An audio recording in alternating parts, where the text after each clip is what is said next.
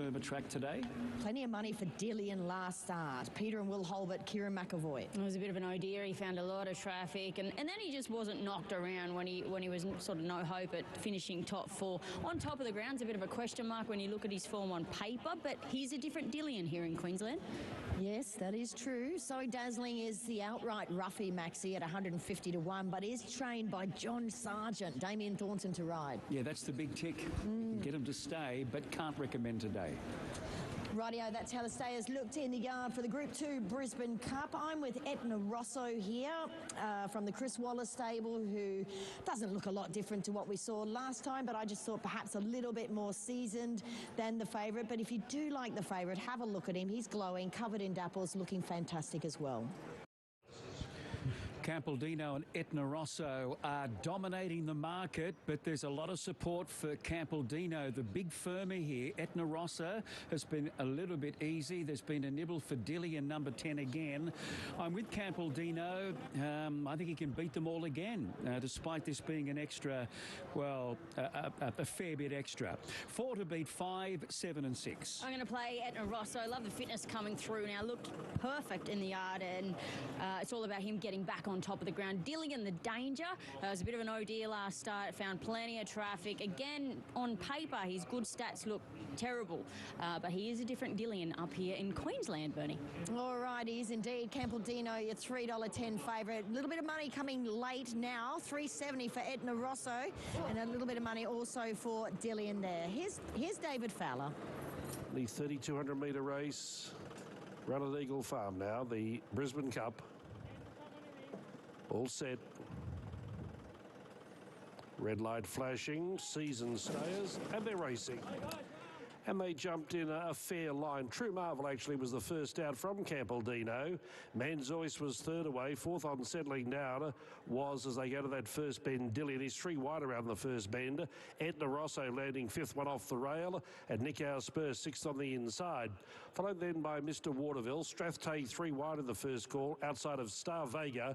And So Dazzling inside that pair. And last year's Cup winner, Allegron, he just fell out of the gates and settles down in last position.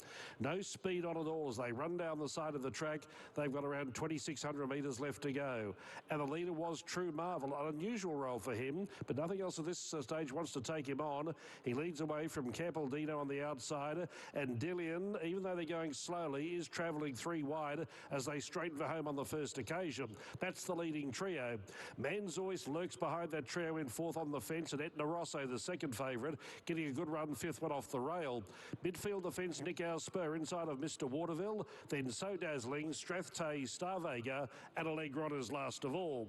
Still, the pace is very moderate. They go by the big crowd here at Eagle Farm on Stradbroke Day, but there's still a lap left to go, and True Marvel obviously is going to try and lead all of the way.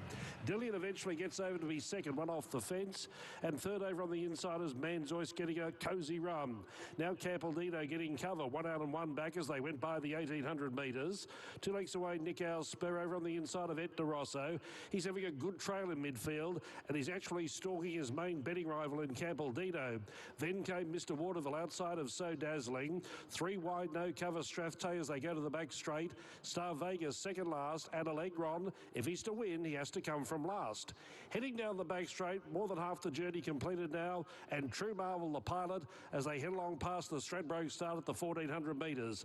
Dillian travels second, 3/4 of a length away. Manzoice in third has had a perfect run right from the get-go, and you could say that for Campaldino as well. He's in 4th. 2 lengths to Etna Rosso, a length away Nick Spur, no change to the order. Strathtay is 3 wide, and then came Mr. Waterville, followed by calls of the day. Etna Rosso runs on, and the others were headed by Nick Spur and Mr. Waterville. They've got around 300 left to run. Campaldino the leader. Etna Rosso is trying harder. Manzoice up to third. That might be the race. On the inside, Campaldino led the way. Etna Rosso is trying his heart out. Currently, he can't get Campaldino. Campaldino in front. Tim Clark riding confidently. Another cup for Clark and Waterhouse and Bott. Campaldino too good. Beat Etna Rosso. Third over the line was Manzoice.